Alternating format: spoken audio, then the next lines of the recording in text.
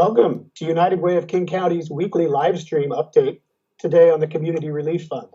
Joining us today for a conversation are Fred Rivera, Executive Vice President and General Counsel of the Seattle Mariners and United Way of King County's Board Chair. Also joining us is Gordon McHenry Jr., CEO of United Way of King County. Special thanks to WaFed Bank for presenting today's United Way live stream. If you have questions for Fred or for Gordon, please be sure to type them in the chat window and we'll try to get them all following the opening discussion. With that, I'll pass it over to Gordon to start us off. Thanks, Jared, and good afternoon to all of you who've chosen to take a little bit of time to join us and hear a little bit about the Community Relief Fund that United Way of King County is hosting, and to hear about what an incredible community we live in, with so much generosity and compassion in a time of unprecedented need and challenge. But before we get into that, as Jared said, we have with us our board chair is Mr. Fred Rivera. He's a great attorney, and he has practices with our favorite hometown team, the Seattle Mariners. So I'm sitting here, Fred, in my home, Southeast Seattle. I look outside and I say, it's springtime and it should be baseball season.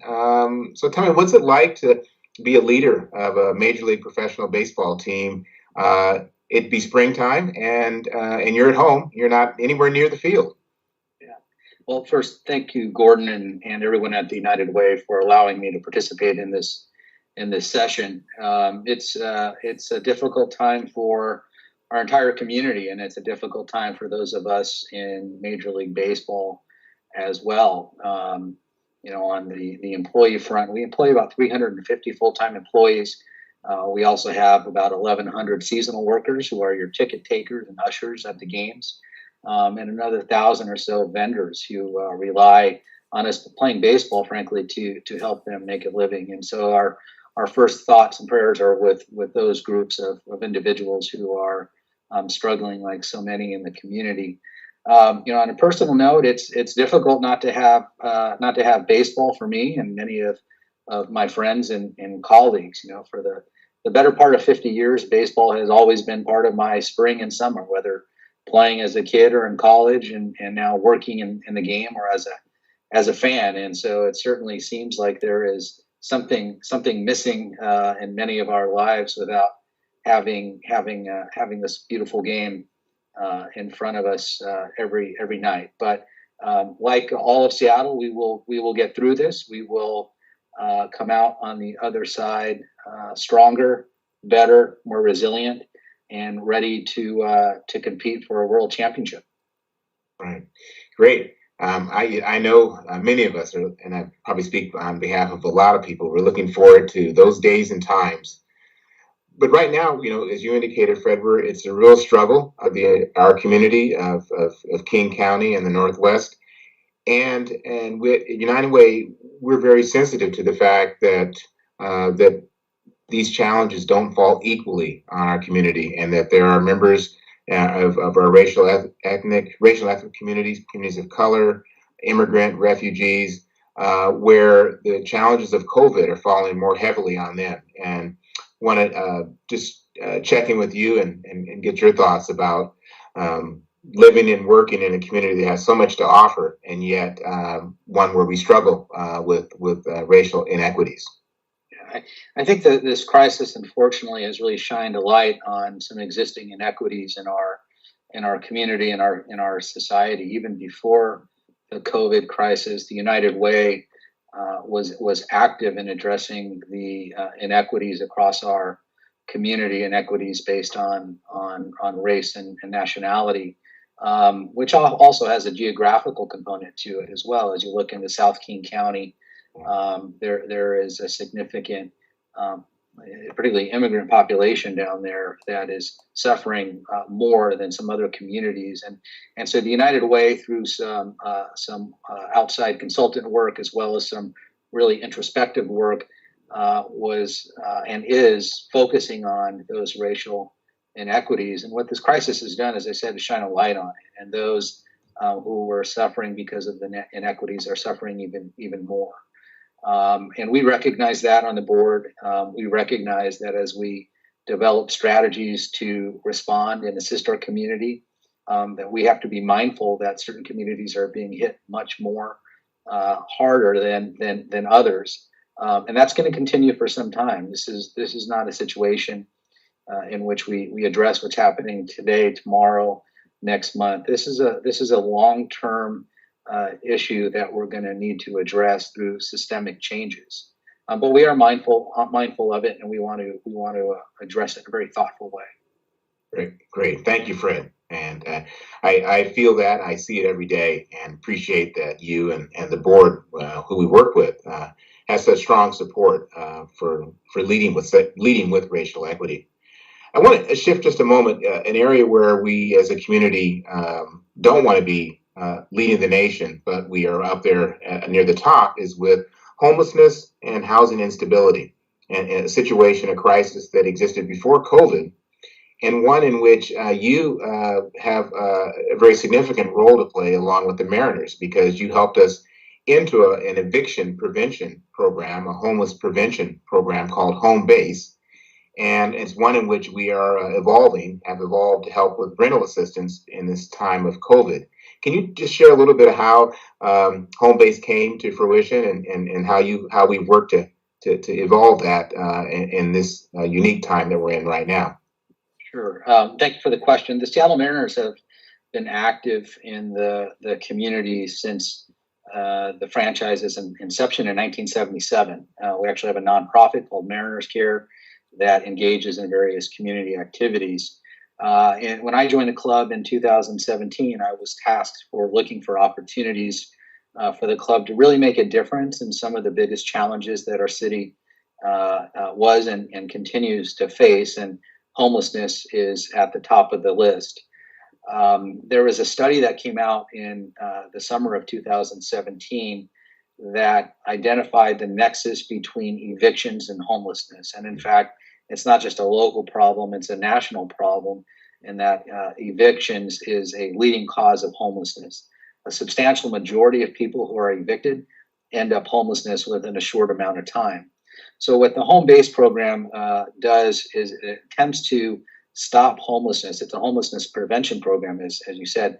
It stops homelessness by addressing individuals who are faced with eviction. Eviction can be caused by a number of reasons, but one of the most common reasons is a one-time crisis, whether it be a temporary loss of work, a medical situation, a car repair that results in past due rent. So there's some funding components to that that are necessary to prevent eviction. Secondly, eviction is a legal proceeding, and it can be complicated, it can be daunting, and it can be intimidating for somebody who receives an eviction notice. So Home Base put together two components. One, a legal component, working with the King County Bar Association, who has a housing justice project program in the courthouses in King County that offer legal assistance to families that are facing eviction. Second, the United Way put together a funding program for people facing eviction so they could resolve evictions by paying the landlord what was due that caused the eviction in the first place. And so we launched the program in 2019. The Mariners seeded funding for the first year of the program. Microsoft has come in, Nordstrom's has come in. We've had a number of individual generous donors to launch the program. And I'm proud to say that we've helped in the first year about 1,000 households, which equates to close to, I believe, over 3,000 people. Many of these households have multiple people in them. We've helped those households avoid eviction, avoid homelessness by working with landlords and working through the legal system. So we're very proud of that program. It also creates a foundation for what we're going to see in the COVID crisis, as many people are unable to pay their rent, frankly, because they don't have jobs, they don't have income. So we think it sets a terrific framework to help people as we come out of the COVID crisis, and individuals will have to deal with past due rent. Yeah, right. Yeah, very powerful, and obviously a great strategy, and one that is rooted in humanity, is prevent somebody from slipping into homelessness in the first place before working really hard to take them out of homelessness back into housing. I think that same spirit and those same values underscore what we've done with all of our partners in home base. When COVID-19 hit, we knew there would be some incredible challenges, both health-wise and economically. And sure enough, so much economic dislocation has occurred, furloughs, reduced wages, loss of wages. So we have people who are struggling to pay rent. And we have been working at United Way with our home base partners to shift some of the work we've been doing around eviction prevention into providing emergency rental assistance. And I think Fred has heard me say that with support, we opened up the rental assistance program on a Friday, thinking we would serve maybe 2,000 households who were struggling with April rent and worried about May rent. And we had applications from over 7,000 households for help with their rent. And so we're very busy working our way through that list, concerned that our ability to serve is constrained by the amount of money we're able to raise. But really appreciative for all our partners, the Housing Justice Project, the Mariners, our nonprofit partners, Urban League, Wellspring. We've added Solid Ground and Open Doors for Multicultural Affairs to help get this rental assistance out into the community. And Fred, have you heard any concerns at all about that kind of a pivot from eviction prevention into rental assistance during these times of COVID? No, not at all. I think, as I said, I think the home base eviction prevention program pre-COVID set a solid foundation to pivot to rental assistance, working with our partners and adding more partners, including King County and the city of Seattle, who recognize the value of the program. So, and the people that have been helped in home base and that will be helped through rental assistance, there's some really, really terrific stories about how we've been able to help. We've had teachers, we've had delivery drivers who have had temporary loss of work or medical emergencies that the program was able to help and prevent homelessness, in their words. And so we look forward to continuing to use this platform. Food insecurity is another big issue that I know United Way is working on, and us at the board, it's something that we pay attention to, and making sure we have some programs around food insecurity. And Gordon, I know you've been instrumental through the various funds that we're working on to try to address that issue. Yeah, no, thank you. That is the I won't say the second issue, but of the two issues we hear the most about when we're out in the community is I need help with my housing to stay in my home, and I'm having trouble. I don't know how I'm going to be able to feed myself or feed my family. It's really, really challenging when we hear those stories, and so we have stepped up our work. We've always been concerned with food insecurity, a fancy way of saying a person doesn't know how they're going to feed themselves or their family, people who are hungry. And that's just skyrocketed in this time of COVID. We've had some great partnerships. We're working with Fair Start, another nonprofit, the YMCA nonprofit, and we're working to get food prepared by Fair Start, and with help from the Y, get those prepared food out to the communities who most need it. And right now we've been focusing on people who live in public housing inside the city of Seattle, and families inside the Seattle housing authorities. We've been partnering with the city of Seattle on their voucher program. They started with a pool of families who were already working with through some city of Seattle programs. With our fundraising success, we've been able to broaden that and bring about another 2,000 folks who can benefit from a voucher. Basically for the month of April, $400 to help with food in April, and $400 to help with food in May. And if we have continued success with our fundraising, we're going to take that into the balance of the county. So take what we've learned and what we're doing in the city of Seattle and do that in other parts of King County. Probably work with some King County Housing Authority communities, try to get the voucher program underway for people who need help with food during this time. It's really exciting. We work with volunteers. We're working with AmeriCorps. And so people who are listening have interest in helping out with food delivery or food preparation. We have ways they can help through volunteerism, even in a time of COVID. I will say that it's often difficult to find silver linings in this time with so many people suffering and experiencing hardships. But we have seen our communities come together and try to help each other.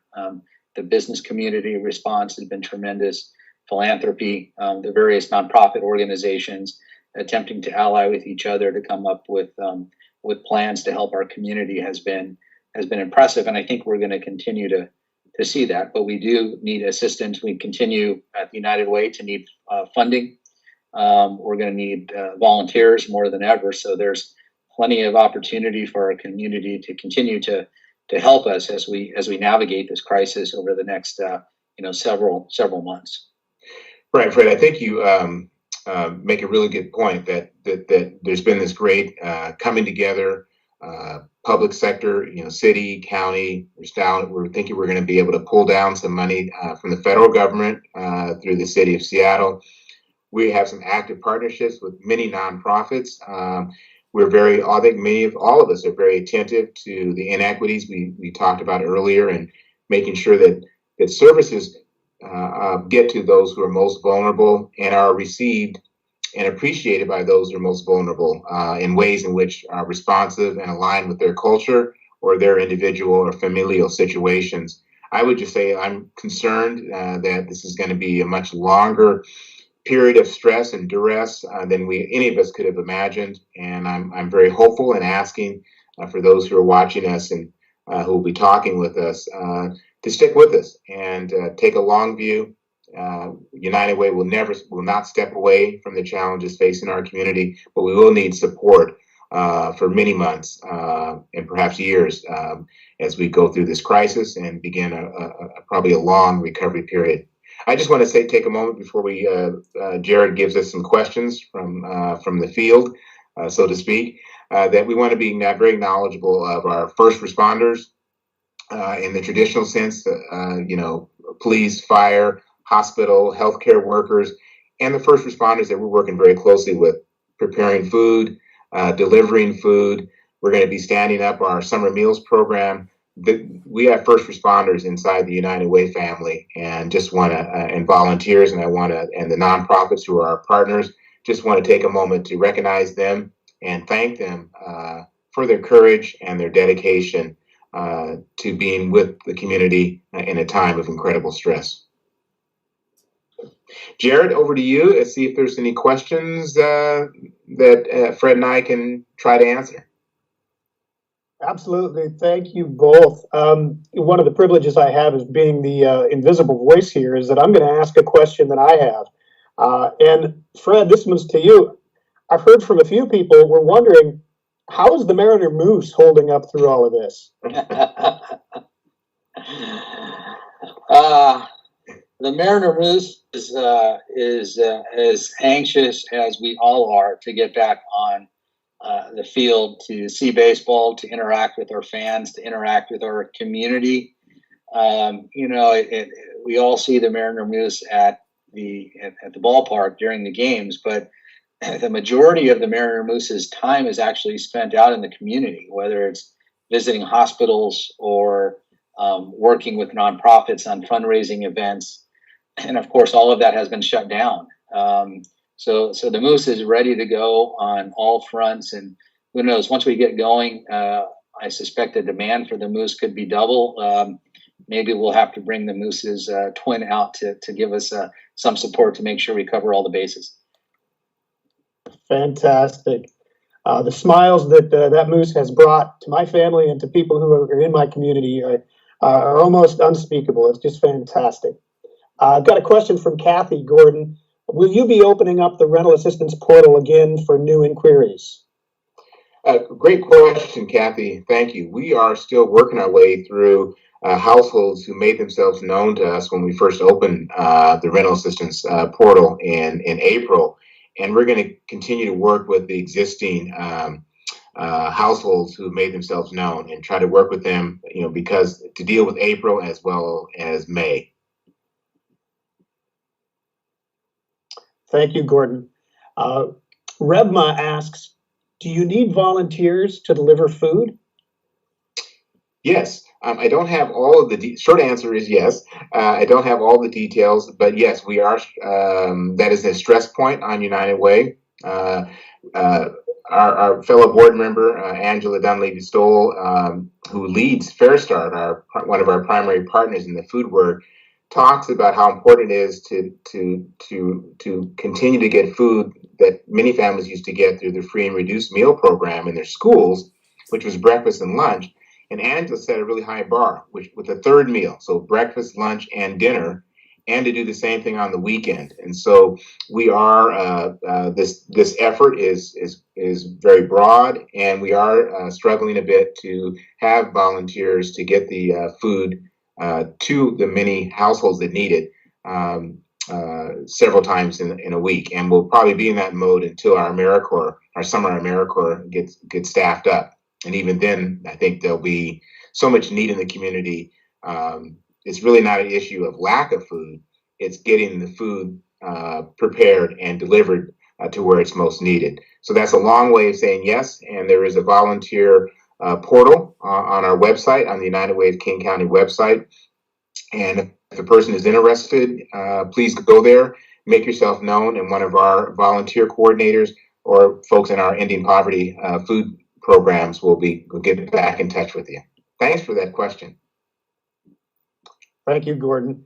One more note from Jared here is that our Hunger Corps is getting our summer meals program launched early, and we're currently recruiting AmeriCorps associates. So if you have somebody looking for some work, we're looking for some people that can be helping deliver those those foods to the people who need them across King County. You can find information on our social channels. You can also find it on our website about that AmeriCorps. I have a question that I'm not sure I completely understand. So I will say to everybody listening, you can always email us at info@uwkc.org, and we can get back to you if we don't address your question. Sam asks, will the rental assistance affect with public charge? Will it affect our immigration status? I think I do understand, Gordon here, I think I do understand Sam's question, and I hope I get it right. But let me just say that there is some concern in our community. There are people in our community, neighbors, who are not eligible to receive certain federal benefits because of their immigration status. What we are doing in terms of rental assistance is raising both private money and money from the private sector and money from the public sector. So we do have dollars that will go to our neighbors regardless of their immigration status. And so if that is the essence of Sam's questions, we want you to make yourself known to us what your needs are in terms of housing or food or other emergency assistance. At United Way, your immigration status is not relevant. What is relevant is that you have need. We have services to provide, and we'll get those to you. Thank you, Gordon. We have one more question from, I think you both have addressed this a few times, but I'll give you one more because it's a very poignant question. How can I contribute to the effort? I'll let Fred, Fred is not an employee of United Way. He's a volunteer and a very important one. I'll let Fred answer that first. Yeah, time and treasure. I'll focus though on the time. There are a number of ways to volunteer directly and indirectly. There was the question about volunteers for food delivery. There are those type of volunteer activities. There are another number of other volunteer activities that are available. There are activities going all over our community related to COVID, and I'll just share a couple that the Mariners have been engaged in. One, we do blood drives with Northwest Blood Works, and so people to volunteer as blood donors, and we are having, I believe, weekly or bi-weekly blood donation drives at T-Mobile Park. You can register through Northwest Blood Works. We also will begin a program with King County for drive-through COVID testing, and that will launch next week, I believe. So there are all sorts of ways to support our community. Also, as we move further into this and we get into policy questions and decisions about how funding will be used, how public funding will be used, there'll be opportunities for the community to weigh in and have their voice heard, whether it's with the city council, county council, at the state level or the federal level. So, I really encourage everyone to keep an eye on how our government will respond to this, how they will use its resources, where they will use its resources, and have a voice in that, be it a letter, an email to your legislator or city council person, or showing up to testify on particular matters at the city or county level. So there are a number of ways to participate, and that's a great question. Thank you. And yeah, I really appreciate Fred identifying a lot of different ways to support the community in need. I would like to echo his comment about take time to participate in advocacy, to change public policy, to strengthen systems. Many of us feel like in this time of crisis, we've done innovations, interventions because of the incredible crisis that faces us. And then people say, well, maybe we should go back. Then we can go back to the way it used to be. And I think if we've done some things that actually move our society forward, that are bold, that help those who are most vulnerable, let's lock in those interventions and use that as the floor, or the foundation upon which we build even more more reform efforts to strengthen our system of support, inclusiveness for our neighbors, resilience to handle crises when they do come and go. For those who have some income or wealth that they want to contribute, cash or in kind, our Community Relief Fund, United Way's COVID-19 Community Relief Fund, is still active. And as we said, we are continuing to raise money for rental assistance, raising money for food, raising money to have emergency assistance where most needed. And so you just go to our website and you can make a donation there, or encourage your friends to check out our volunteer opportunities or to make a donation. That would be very helpful to the work that is currently underway, and the work that we think, that Fred and I think, will be needed for several more months, if not the rest of this year. Thank you both. We're about at time. I'll give you 30 seconds to Fred and Gordon to say goodbye before I read my script and sign us off. Fred, do you want the honor to go first? Sure. Again, thank you to the United Way, to Gordon.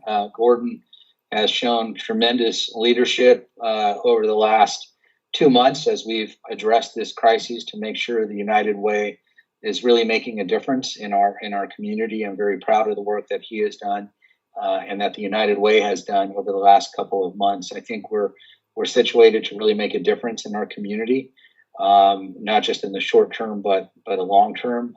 It's not gonna be easy, but as we're seeing on Twitter and social media, hashtag We Got This Seattle. We will get over the hump at some point in time. Baseball will be on the field. Initially, maybe without fans. We'll have to watch it on TV, but we will have baseball. We'll have our cultural and social events back. We just need to hang in there and be strong. Great. Thank you, Fred. Thanks for that support. We have a great board. Fred is just one of many board members that we have that are providing some great leadership, service, and support to the United Way team of employees and volunteers. And really appreciate you and appreciate your words of support. This is an incredible community. What we're talking about fundamentally is helping our neighbors, neighbors that you know, neighbors that you don't know, but they're our neighbors. And I think that's how I start my day, and our staff starts our day, and that's how we end our day, is what can we do to help our neighbors who are struggling, and to try to be aware of and attentive to those who have the most struggles. Make sure that they feel that they know we care about them, that we're listening to them, and that we're giving them the support they need. And we'll be a stronger community when we come out of this than what we were before. And we're proud to be just one of many organizations that fundamentally believes that, and is working really hard to take those values and those beliefs and make those actionable and to have a good impact. So I'm just grateful to be at United Way and grateful to be in such a caring and compassionate community of King County. And thank you for your time today. Thank you, Fred, and thank you, Gordon, for your leadership and your perspective. Thank you to the viewers for your questions, and thank you to WaFd Bank for presenting today's conversation. We hope you'll join us next week when we'll be joined by Kittis Winters, United Way's National Service Program Coordinator, and AmeriCorps Associate for United Way's Fuel Your Future program, Olivia Porth, to talk about the critical role that AmeriCorps members play in our community.